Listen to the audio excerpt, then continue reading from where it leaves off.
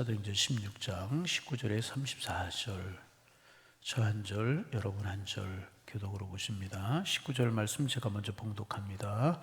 요정의 주인들은 자기 수익의 소망이 끊어진 것을 보고 바울과 실라를 붙잡아 장터로 관리들에게 끌고 갔다가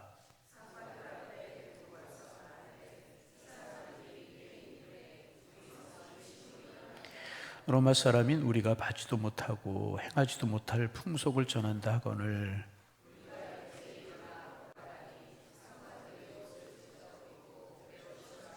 많이 친 후에 옥에 가두고 간수에게 명하여 든든히 지키라 하니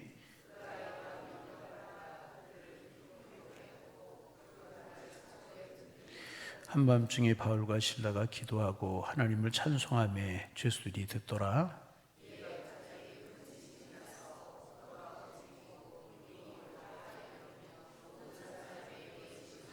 간수가 자다가 깨어 옥문들이 열린 것을 보고 죄수들이 도망한 줄 생각하고 칼을 빼어 자결하려 하거늘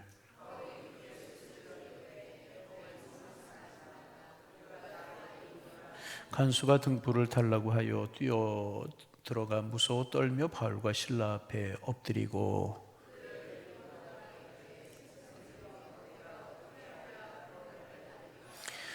이르되 주 예수를 믿으라 그리하면 너와 네 집이 구원을 받으리라 하고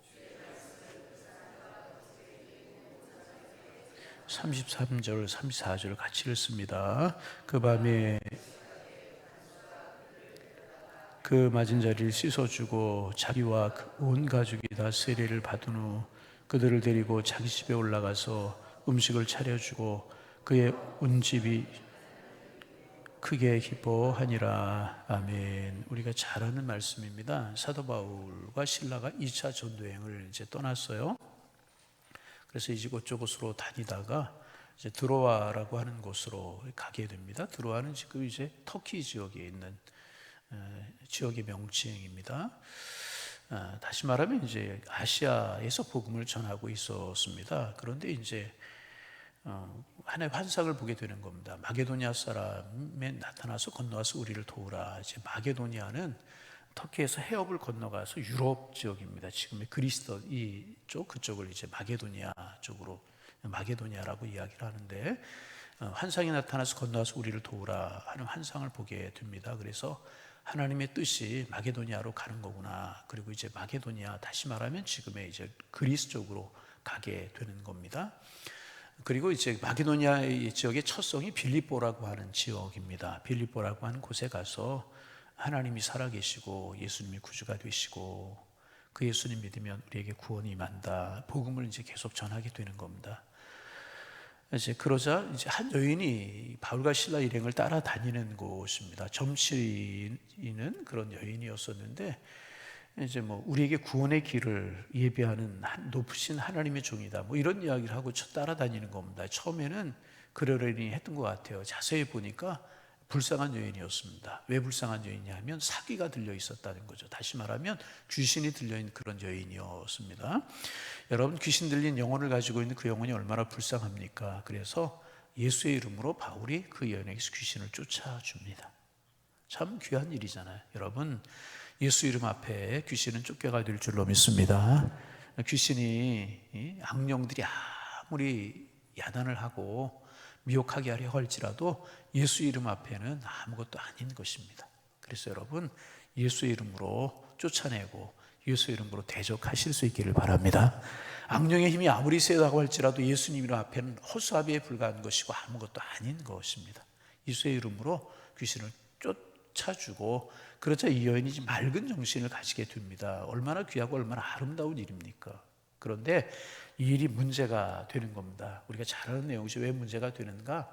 귀신의 이름으로 점을 보는 여인이었습니다. 늘 이야기하지만 여러분 무당도 둘이 있다고 그러죠. 두 종류의 무당이 있다고. 첫째는 뭐냐면 강신무당이라고 해서 귀신 들려서 이렇게 점을 보는 무당, 그런 거 학습무당이라고 해서 배워서 점을 보는 그런 무당이 있는데 누가 용하겠어요? 귀신이 들려 점을 보는 여인이 훨씬 더 유용하겠죠. 이 여인이 귀신 들린 여인이었었어요. 그러니까 아마 점을 잘 봤던 모양이에요. 그래서 이 여인을 이용해서 돈벌이를 하는 사람들이 있었어요. 오늘 이제 그 19절에 보면 주인들은, 여정의 주인들은 그렇게 이야기하는 것을 보면 이 여인을 이용해서 돈벌이를 하는 사람이 한 사람이었던 것이 아니고 여러 사람이었던 것 같아요. 귀신이 쫓겨나가니까 점을 보지 못하잖아요. 그러니까 수익이 끊긴 겁니다. 그래서 19절에 보면 자기의 수익에 소망이 끊어진 것을 보고 자기들이 이제 수입원이 끊겼다 그 말이죠. 귀신에 들린 여인이 귀신이 쫓아나가서 점을 보지 못하니까 자기들의 수익이 끊어진 것입니다. 그래서 바울과 실라를 붙잡아서 장터로 또 끌고 가고 관리들에게 끌고 가서 고소를 하는 겁니다. 이 죄목이 뭐냐? 우리 성을 심히 요란하게 하는 사람이다. 사도 바울이 가는 곳마다 사람들이 모여들고 복음을 전하고 그러니까 사람들을 모아서 소요를 일으키려고 한다. 시끄럽게 하려고 한다. 그 당시 로마가 가장 싫어하는 것 중에 하나가 사람들이 모여서 소요를 일으키고 로마에 대적하고, 아마 그렇게 이제 고소를 한 것 같습니다. 소요를 일으키려고 한다.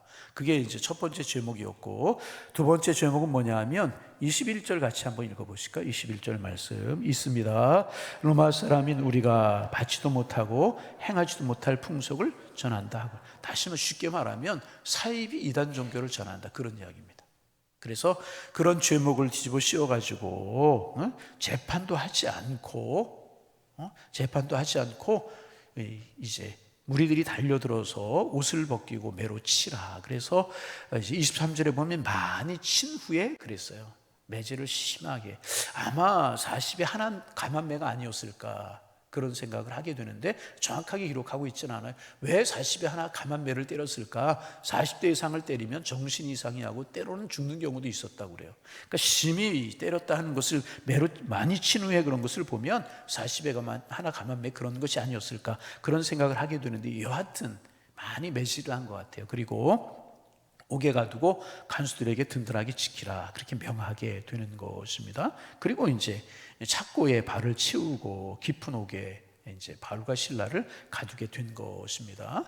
여러분 가만히 생각해 보세요. 바울과 실라가 드로아에서 복음을 전하고 있었어요. 그런데 마게도냐 사람 환상이 나타나서 건너와서 우리를 도우라 하는 환상을 보아서 하나님이 바울과 실라를 빌립보로, 마게도냐 지역으로 인도하신 거라는 것입니다.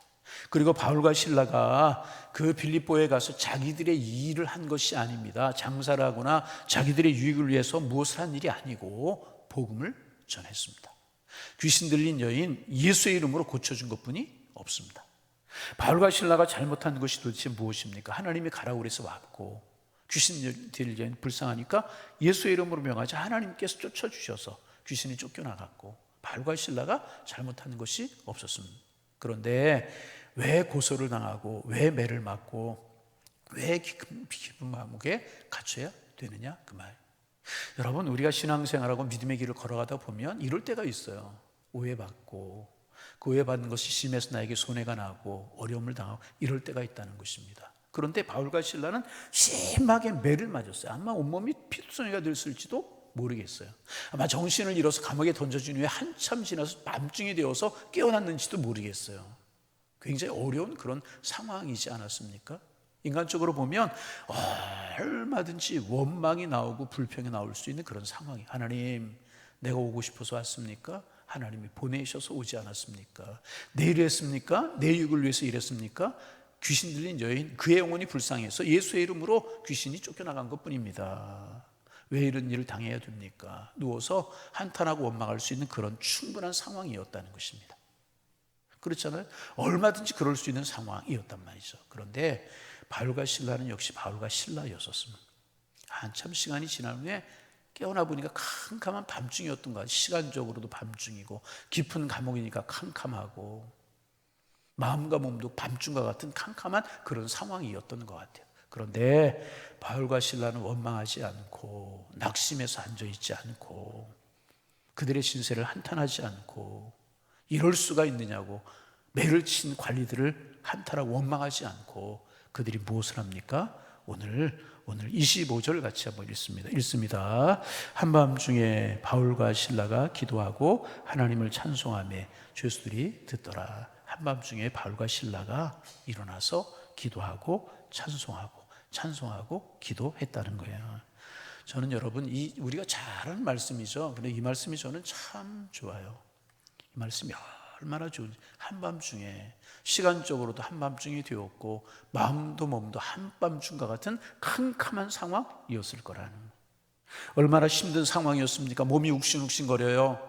매맞은 자리가 아파와요. 일어날 기력조차도 없어요. 왜 이런 일을 당해야 되는지 마음이 어려워요. 왜 하나님이 이리로 보내시고 이런 일을 당하게 하십니까? 하나님을 향하여 원망이 나올 수 있는 그런 상황이었다는 것입니다. 그런데 바울과 실라는 원망하거나 불평하거나 누워있거나 한숨 쉬거나 낙심하거나 그렇지 않고 일어나서 찬송하고 기도하고 찬송했다는 거예요. 할렐루야. 저는 이 말씀이 참 좋습니다. 여러분, 우리가 어려운 일을 당하면 신앙인이고 믿음의 사람이기 때문에 기도할 것 같죠? 찬송할 것 같죠? 여러분 그렇잖아요. 신앙인인데 기도하는 사람이 하나님 찬송하고 기도가 찬송하고, 그러나 여러분 그렇지 않습니다. 이런 일을 당하면 찬송하고 기도하기보다는 첫째 낙심하는 사람, 낙심해서 포기해버리는 경우가 가장 많아요. 그리고 비슷한 것은 뭐냐면 원망하고 불평, 하나님을 향하여 원망하고, 얼마든지 그럴 수 있는 상황이에요. 하나님을 향하여 원망하거나 관리들을 향하여 원망하거나 이 여정을 이용해서 점을 돈벌이라는 이 주인들, 고소하는 이런 사람들을 원망할 수 있는 상황이에요. 우리가 뭘 잘못했느냐? 원망할 수 있는 그런 상황이었다는 거예요. 많은 사람들이 낙심하거나 원망합니다. 여러분, 우리가 신앙인이나 기도하고 그럴 것 같지만 그렇지 않습니다. 그러기에 참 중요한 것이 무엇이냐면 평소에 내 모습이 어땠느냐 하는 것이 중요해요. 그래서 여러분, 기도도 훈련이고요, 찬송도 훈련입니다. 참 중요해요. 기도도 훈련이고 찬송도 훈련입니다. 우리나라 초창기 유명했던 최건동 목사님이라고 하는 분, 복음을 전하다가 어찌어찌 해가지고 이제 일본 순사에게 미움을 받고 잡혀서 감옥에 들어가 고문을 당했대요. 그분이 유명하죠. 예수전당 불신지옥. 그렇게 전도했다고 그러죠. 그분의 예수전당 불신지옥, 간단한 말을 듣고도 많은 사람들이 예수를 믿었다고 그러잖아요. 일본 순사들이 메르지를 하고 때리고 고문을 하고, 이쪽 때릴 때마다 예수, 이쪽 때리면 천당, 이쪽 때리면 불신, 이쪽 때리면 지옥. 그래서 순사들이 그랬다고 그러잖아요. 너는 예수천당 불신지옥뿐이 모르냐? 그랬더니 뭐라 그래요? 그럼 내 속에 예수로 가득 차 있고 내 속에 복음으로 가득 차 있는데 내가 무엇을 말할 수 있겠느냐? 때리면 예수천당 불신지옥, 그랬다고 그러잖아요. 여러분, 우리 속에 무엇이 있고 내가 평소에 어떻게 훈련되어 있느냐, 그게 어려운 상황에서 나오게 되어 있다는 거예요. 바울과 실라가 평소에 기도하고 찬송하는 사람이었기에, 하나님을 바라보는 사람이었기에 이러한 상황 속에서도 찬송하고 기도하고 찬송할 수 있었다는 것입니다. 여러분, 찬송이 우리의 입술에 늘 넘쳐나기를 소망합니다. 늘 기도하는 우리가 되기를 소망합니다. 그래서 여러분, 어떻게 생각하면 습관적인 신앙이 좋은 건 아니지만 기도도 습관이 되고 찬송도 습관이 되고 하나님을 찬송하면 습관이 되어요. 이 어려운 상황 가운데 바울과 실라는 그 밤중에 일어나서 찬송하고 기도하고 찬송했다는 거예요. 그래서 여러분, 어떤 일을 만나고 어떤 상황 가운데 있을지라도 우리의 입술에 찬송이 끊이지 않고 우리의 삶에 기도가 끊이지 않는 우리가 되기를 주님의 이름으로 축복합니다. 여러분, 가만히 한번 상황을 생각해 보세요. 그 밤중에 일어나 찬송하고 기도하고 찬송할 수 있는 상황이 아니었다는 것입니다. 매맞은 자리가 욱신욱신거려 피가 났을지도 모르겠어요. 온몸이 지쳐있고 더군다나 마음이 지칠 수 있는 상황. 왜 이런 일을 당해야 되느냐? 마음이 지쳐있을 수 있는 그런 상황이었다는 것입니다. 그러나 그 밤에 일어나 찬송하고 기도하고 찬송했다. 여러분, 이 모습이 우리의 모습이 되기를 소망합니다. 어떤 일이 있을지라도 먼저 하나님의 성전으로 달려오고 먼저 무릎 꿇고 기도하고 먼저 하나님을 찬송하고, 이 모습, 우리의 모습이 되실 수 있기를 주님의 이름으로 축복합니다. 하나님, 내 모습이 먼저 기도하고 내 입술 속에 찬송이 끊이지 않는 삶을 살아가도록 내 입술을 주장하시고 나의 삶을 주관하여 주옵소서. 아멘. 늘 기도하고 엎드리는 그런 모습입니다. 그러자 놀라운 일이 벌어지잖아요. 오늘 성경에 보면 갑자기 큰 지진이 나서 옥토가 움직이고 문이 곧 달리며 모든 사람이 매여 있는 것이 벗어진지라. 찾고 또 매인 것, 이런 거 벗어지고 옥문이 열려. 그래서 여러분, 우리가 찬송하고 우리가 기도하면 우리 메인 것들이 벗어지며 풀어질 줄로 믿습니다. 염려거리, 걱정거리들, 한숨 짓게 만드는 일들, 누워있고 낙심하게 만드는 그런 일들이 계속 우리 생각하면 낙심할 일들, 생각하면 걱정할 일들, 생각하면 우리를 얽어매고 있는 그런 일들이 많이 있잖아요. 다른 거 없어요. 하나님의 사람들은 기도하고 찬송하고 찬송하고 기도하고. 그래서 히스기야 이야기 참 좋아요. 사네립이 공격해 아수르왕 사네립이 18만 5천 명의 군사를 거느리고 예루살렘을 공격해 와서 성을 둘러싸고 편지를 보내서 위협하잖아요. 항복하지 않으면 다 죽이겠다. 항복하지 않으면 한 명도 살려두지 않는다. 우리는 말하면 그렇게 위협을 해요. 그때 히스기야가 한 것이 무엇입니까? 히스기야가 그 보내온 편지를 붙들고 성전으로 올라가잖아요. 성전으로 올라가서 하나님 앞에 기도해요. 하나님 보시옵소서, 들으시옵소서, 보시옵소서, 들으시옵소서. 아멘도 좀 크게 하면 얼마나 좋을까. 보시옵소서, 들으시옵소서. 히스기야가 그렇게 기도하잖아요. 같은 이야기잖아요. 같은 이야기. 사네립이 그렇게 둘러싼 것처럼 감옥에 갇힌 사람, 비슷한 상황 아니겠어요? 기도하고 찬송하잖아요. 기도해. 보시옵소서, 들으시옵소서. 하나님을 모르는 저들이 이렇게 하나님을 욕되게 합니다. 하나님 보시옵소서, 들으시옵소서. 우리의 기도의 제문 내용이 뭐겠어요? 우리의 사정을 하나님 앞에 내놓고 보시옵소서, 들으시옵소서. 그게 우리의 기도잖아요. 아침에 일어나 보니까 18명 5천 명 군사들이 다 무너져 있고 죽어 넘어져 있고. 여러분, 찬송과 기도가 능력인 줄로 믿습니다. 목사님 또 찬송과 기도입니다. 그렇습니다. 찬송과 기도가 우리의 무기이고 우리의 능력이고 우리의 힘이고, 할렐루야.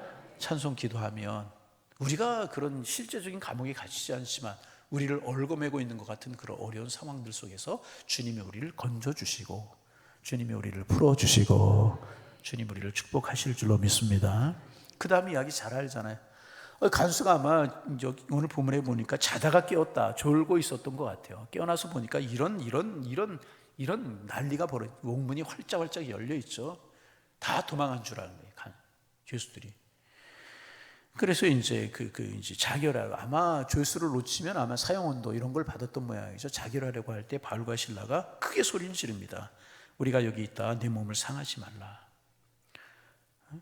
등불을 달라고 해 뛰어들어와서 보니까 바울과 실라가 있는 거예요. 그런데 아마 그들의 얼굴에서 좀 이렇게 범접하지 못할, 그들의 모습 속에서 무슨 경건한 그런 신비로움이라고 말하기보다는 좀 경건한 모습이 풍겨났던 것 같아요. 여러분, 그래요. 기도하고 찬송, 그러다 하나님이 역사하셔서 지진이 나고 옥문이 열리고 어떤 경건한 그런 모습이 그들의 얼굴 속에. 여러분, 우리 늘 기도하며 주님을 바라보는 삶을 살아서 우리의 모습 속에서도 경건한 모습이 보여지기를 소망합니다. 신비한 모습이라고 하기보다는 경건한 모습이었어요. 경건한 모습. 여러분, 기도하고 정말 믿음으로 살아가는 그런 사람들의 모습도 달라지잖아요. 경건한 모습. 경건한 모습. 아마 그랬던 것 같아요. 그래서 어떻게 하여 구원 얻으리까? 주 예수를 믿으라. 그리하면 너만의 집이 구원 얻으리라. 시간에 가서 간단하게 결혼을 지금, 그래서 그의 온 집이 다 구원받고 빌립보 교회가 세워지게 되는 이런 놀라운 일이 벌어지지 않습니까? 고난이었어요. 어려움이었어요. 질고였어요. 그러나 한숨 짓고 낙심해 있는 것이 아니라 캄캄한 밤중이었었어요. 어려운 상황이었었어요. 낙심하고 한숨 짓는 것이 아니라 찬송하고 기도하고 찬송했을 때 결과가 어떻게 되었어요? 지진이 나서 벗어지는 것뿐만 아니라 착고가 풀리는 것만이 아니라 간수장의 집이 구원받게 되는, 예수 믿게 되는, 하나님의 영광이 드러나는 이런 결과가 나타나게 되었다는 거예요. 우리의 무기는 찬송입니다. 우리의 무기는 기도입니다. 우리의 무기는 하나님을 바라보는 것입니다. 이 한 주간 어떤 일이 있고 어떤 상황이 있을지 모르는 한 주간을 살아가야 돼요. 그렇죠? 캄캄한 감옥과 같은 그런 상황이 나를 힘들게 하고 어렵게 할 수 있다는 것입니다. 찬송하며 기도하기를 소망합니다. 지나가는 이야기가 아니라 하나님, 찬송과 기도가 내 무기가 되게 하옵소서. 다윗의 물맷돌처럼 하나님, 내 무기는, 내 물맷돌은 찬송이 되게 하시고 기도가 되게 하시고 하나님을 바라보는 믿음이 되게 하여 주옵소서. 그러면 하나님께서 우리를 통하여서 이런 일을 이루시게 될 줄로 믿습니다. 벗어지고 풀어지고 그럴 뿐만 아니라 정말 하나님의 이름이 더 드러나고 믿는 사람의 수가 늘어가는 이런 도구로 우리를 사용하실 줄로 믿습니다. 늘 기도할 수 있는 거 아니에요. 기도가 찬송이 우리의 몸이 배어야 되는 거예요. 여러분, 오늘 여러분 가만히 한번 보세요. 내 입술에 찬송이 몇 마디나 있는가? 몇 마디나 있는가? 그래서 환경을 만들어 놓는 것도 좋아요. 집에 있을 때 여러분 다른 거 극동 방송 같은 거 틀어놓고 TV 이 기독교 방송 같은 거 틀어놓고 늘 내 몸이 그렇게 익숙하게 만들어가는 거예요.